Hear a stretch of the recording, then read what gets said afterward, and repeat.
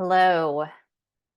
I have been thinking a lot about this concept of being seen in our lives, and it's something that has I've been grappling with myself, and so I just wanted to share a little bit about some of my thoughts. But we spend a lot of our life trying to be seen, whether that's being seen by others or trying to let ourselves be seen.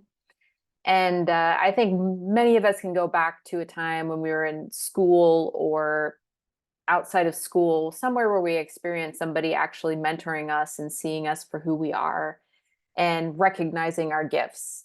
I can think of, maybe you had a math teacher who showed you how to do algebra. And with that, you have gone on to do really well in math and in other things related to math. But if that algebra teacher hadn't sat down with you, maybe you wouldn't have seen that about yourself. It's a gift when people come into our lives and they can show us who we are and they can remind us of who we are. But I think the real growth in this life is finding a way to let ourselves be seen even when others can't see us. That's the harder piece, right? Um, and when we don't do that, we tend to keep ourselves in this prison. So we want to be seen, we struggle to be seen, but then we're like, but this is vulnerable, or I don't want to say this, or I don't want to step on that stage, or I don't want to create this thing because I feel vulnerable. And I just want somebody to come and see me. And most of the time that doesn't actually happen. It's what I'm realizing.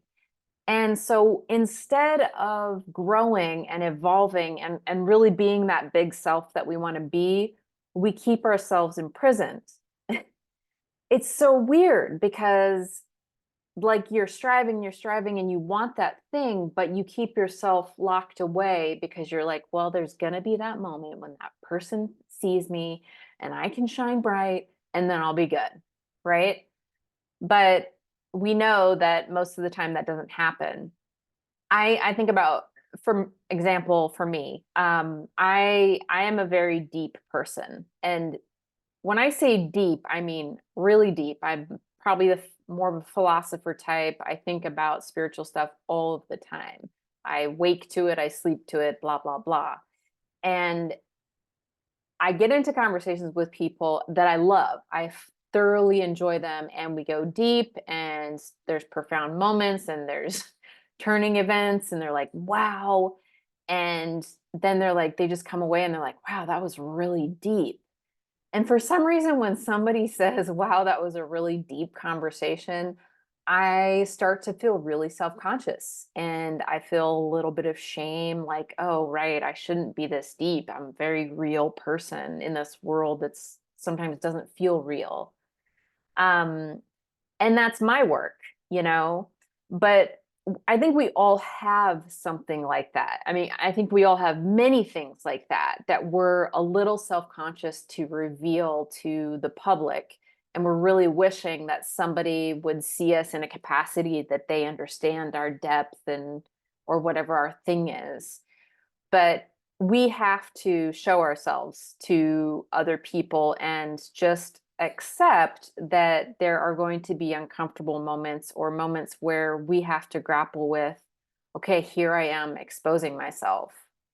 Not in that way. So I'm just curious, when you think about being seen, um, if you take it in an opposite direction, how is it that you're hiding from the world right now? How is it that you're imprisoning yourself right now?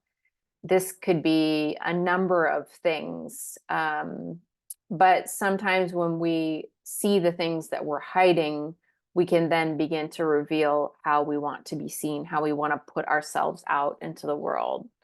So, yeah, let me know what you're hiding, where you're not being seen.